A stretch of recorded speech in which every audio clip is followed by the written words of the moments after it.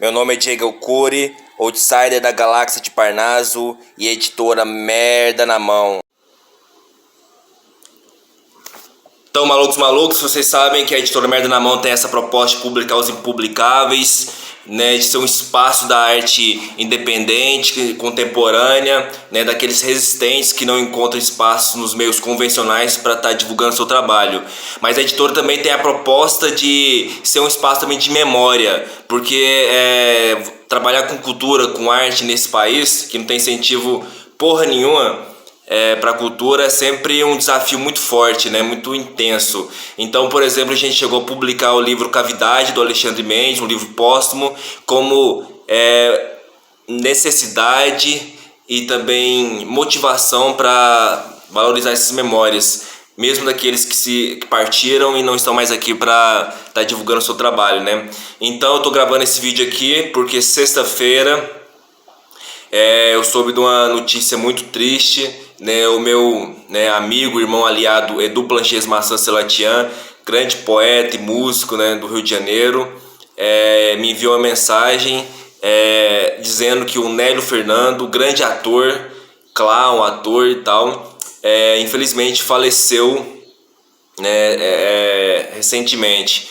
Ele que estava já morando no Rio de Janeiro já há alguns anos, ele voltou a morar em São José dos Campos, São Paulo, né, que é, né, sua cidade natal. Estava morando com o irmão dele e infelizmente ele, né, teve pneumonia e não resistiu, saca? Então eu tô gravando esse vídeo aqui como resgate à memória, com a necessidade também de, como eu disse, que esses trabalhos não fiquem no esquecimento. Nélio dedicou toda a sua existência ao seu ofício, né, de ator, de clown, né, também um grande divulgador de poesias, né. Ele trabalhava muito em vários espaços, como a Quinta da Boa Vista, com a sua placa, né, vendendo as poesias, no qual, sabe, com um valor simbólico de R$1 apenas, ele propiciava momentos de muita satisfação para o público, né, que escolhia entre o cardápio de poetas que ele apresentava. A pessoa escolhia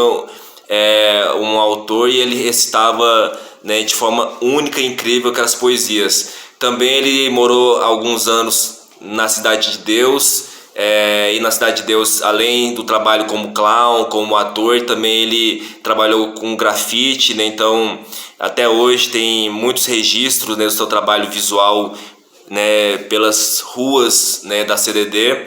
E eu conheci o Nélio em 2012, quando eu me mudei para o Rio de Janeiro, né, a convite do poeta Edu Planches, que nossa história é bem interessante, porque eu tinha escrito um manifesto em favor da poesia marginal para responder um idiota dizendo que toda poesia era bobinha, era, né, bonitinha e tal, e eu escrevi um texto e ainda no final eu dei uma lista para ele de alguns poetas contundentes, subversivos. E o Edu viu esse texto, achou foda, gravou um vídeo e falou assim que aparece o autor. Ele não sabia de qual região do planeta que eu era. Algumas pessoas apontavam que eu era de tal país, que era de tal lugar, que era não sei o que, até que a gente conseguiu, né, depois de uns 2 anos, através da internet, esse contato.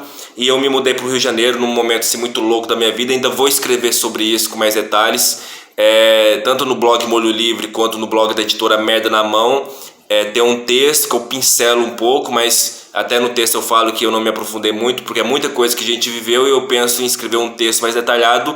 Ou então eu tô com a ideia de futuramente escrever uma história em quadrinhos que conte toda essa história, né? Porque foi a minha ida de Goiânia para o Rio de Janeiro foi caótica. Só a trajetória foi num nível lá, geração beat, né, muita loucura e tal, quase morri. Então aí lá no Rio de Janeiro era um prédio lá em Curicica, né, bem na periferia assim. Era um prédio que tinha muitos artistas, né, e a gente tinha uma produção profícua, né, de parceria. Então tinha o Nery, que era ator, poeta, tinha o Edu Planches, músico, poeta, a Gisela, grande atriz, e hoje ela tá morando na França e tal. E também tinha o Carlos, que era um baiano que fazia faculdade na UFRJ, né? Então era uma produção constante, era uma vivência de poesia, né, produção, drogas, loucuras, conflitos. E um dia a gente estava se apresentando no palco no Sarau do João do Corujão, lá de Jorge Benjor, no outro dia mangueando para se alimentar. Então, até no texto eu falo que eu não poderia aprofundar muito nas vivências, porque como foi muita coisa e foi uma vida bem surreal mesmo, bem poética, louca, que deixaria qualquer beatnik assim com cabelo em pé, sabe? Porque foi realmente, como eu falei, drogas, poesia, loucuras, subversões, viagens, delírios, coisas assim super inusitadas, e brigas entre a gente, várias brigas, e também momentos de abraço, de, sabe, de comunhão, no sentido mesmo de vamos fazer aí a resistência independente, cultural e tal, apesar de todas as diversidades. Então esse vídeo é para ressaltar que as memórias não podem ser apagadas. O Nélio Fernando é um cara que deixou uma puta contribuição na cena cultural. Quem teve a possibilidade de ver suas apresentações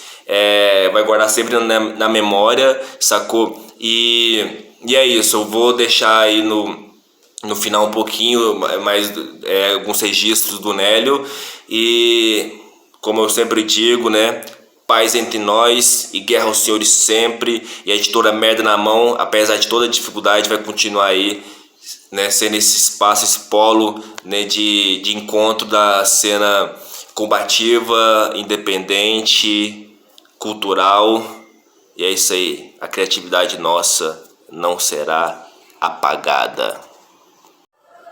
Então fica com os vídeos aí do Nélio Fernando, e ainda vocês vão ter, né, futuramente os registros com detalhes dessa vivência inusitada. Vocês não têm noção de tudo que aconteceu.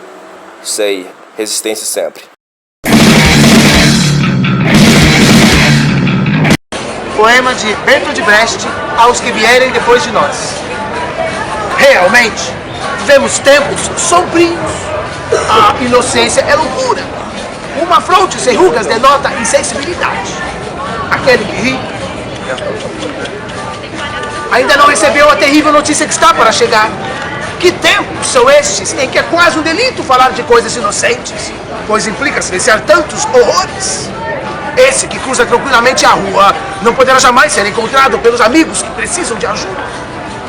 É certo, ganho o meu pão ainda, mas acreditai-me, é pura casualidade. Nada do que faço justifica que eu possa comer e beber até fartar-me. Por enquanto, as coisas me correm bem. Se a sorte me abandonar, estou perdido. E dizem-me, come, bebe, alegra-te, pois tens o quê? Mas como posso comer e beber até fartar-me, sinto faminto, arrebado de fome?